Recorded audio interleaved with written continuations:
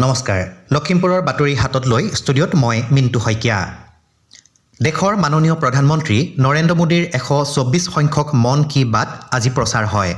2014 চনৰ 3 অক্টোবৰৰ পৰা প্ৰচাৰ আৰম্ভ হোৱা মন কি বাত অনুষ্ঠানত দেশবাসীক সম্বোধন কৰি প্ৰধানমন্ত্ৰীগৰাকীয়ে আজি বক্তব্য আগবঢ়ায় নতুন দিল্লীৰ পৰা আকাশবাণীৰ যোগেদি প্ৰচাৰ হোৱা এই অনুষ্ঠানটি দেশৰ আটাইবোৰ অনাতাঁৰ কেন্দ্ৰই একে সময়তে প্ৰচাৰ কৰে 2047 के विकसित भारत का रास्ता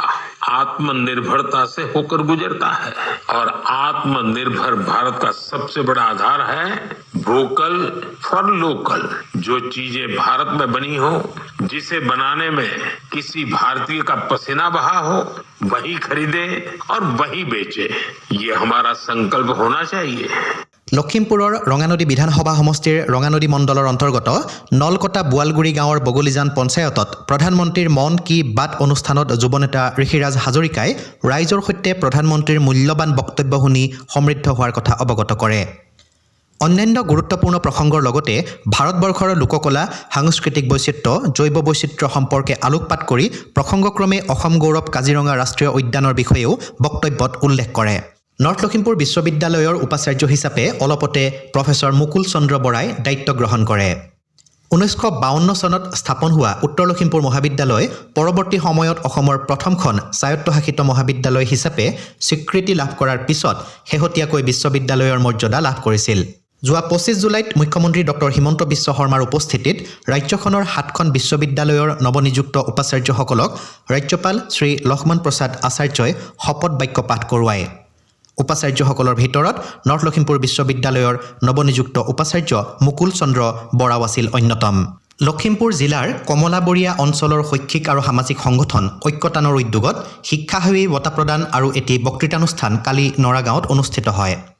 শিক্ষক কমল গগৈৰ আদৰ্শাৱলী সমাজত সজীৱ কৰি ৰাখিবৰ বাবে তেখেতৰ কিছু গুণগ্ৰাহী ছাত্ৰ-ছাত্ৰীয়ে প্ৰতিষ্ঠা কৰা ঐক্যতান নামৰ সংগঠনটিয়ে আয়োজন কৰা এই অনুষ্ঠানত শিক্ষক শ্ৰীযুত ক্ষীৰোদ চন্দ্ৰ গগৈক 2023-25 বৰ্ষৰ শিক্ষাসেৱী বঁটা প্ৰদান কৰা হয়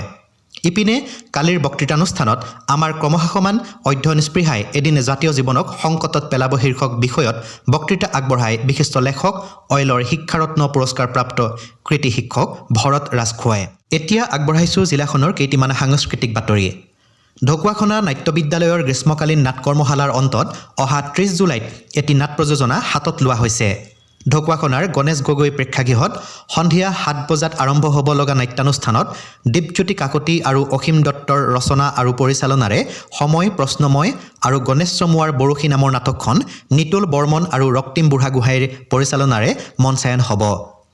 ৰজত কমল বঁটাপ্ৰাপ্ত অসমৰ বিশিষ্ট চলচ্চিত্ৰ নিৰ্মাতা গৌতম বৰাৰ এটি মননশীল অনুষ্ঠানো সেইদিনা অনুষ্ঠিত হ'ব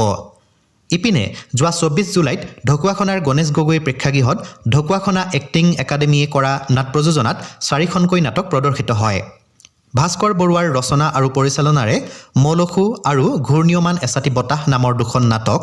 ভাস্কৰ বৰুৱাৰ ৰচনা আৰু দৰথী ভৰদ্বাজৰ পৰিচালনাৰে পপিয়াতৰা আৰু গৌৰৱ বৰুৱাৰ ফুলপাহি উঠক ফুলি নামৰ নাটককেইখন মঞ্চস্থ হয় এঙাৰখোৱা পুবেৰুণ সংঘ আৰু তেলাহী কমলাবৰীয়া আঞ্চলিক শাখা সাহিত্য সভাৰ উদ্যোগত আজি সন্ধিয়া দুখনকৈ নাটক মঞ্চস্থ হৈছে হৰেন্দ্ৰনাথ বৰঠাকুৰৰ ৰচনা আৰু লক্ষ্মীনাৰায়ণ বৰদলৈ আৰু পংকজ বৰুৱাৰ পৰিচালনাৰে নুফুলা ফুলৰ মালিতা আৰু ৰূপকোঁৱৰ জ্যোতিপ্ৰসাদ আগৰৱালাৰ কাৰেঙৰ লিগিৰি নাটকখন চিৰঞ্জীৱ বৰগোহাঁইৰ পৰিচালনাৰে এঙাৰখোৱা পুবেৰুণ সংঘত মঞ্চস্থ হৈছে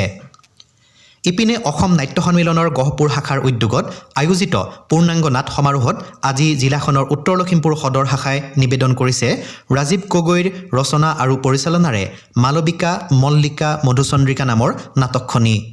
গহপুৰৰ কনকলতা ভৱনত আয়োজিত এই নাট সমাৰোহত আজি প্ৰদৰ্শিত হৈছে নাটকখন কান্ত সন্দিকৈ ৰাজ্যিক মুক্ত বিশ্ববিদ্যালয়ৰ লখিমপুৰ বালিকা মহাবিদ্যালয় অধ্যয়ন কেন্দ্ৰত স্নাতকোত্তৰ শাখাৰ নামভৰ্তিৰ প্ৰক্ৰিয়া আৰম্ভ হৈছে এই নামভৰ্তিৰ প্ৰক্ৰিয়া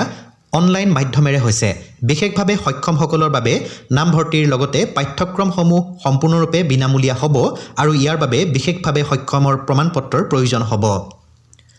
শ্ৰোতাসকলক জনাও আমাৰ লখিমপুৰৰ বাতৰি ইউটিউব চেনেল ৰেডিঅ' লখিমপুৰ আৰু ফেচবুক পেজ ৰেডিঅ' লখিমপুৰৰ জৰিয়তে শুনিব পাৰিব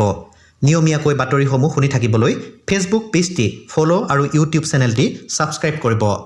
পৰৱৰ্তী বাতৰি প্ৰচাৰ হ'ব কাইলৈ নিশা 8 বজাত আমাৰ আজিৰ নিশাৰ লখিমপুৰৰ বাতৰি ইমানতে অন্ত পৰিল।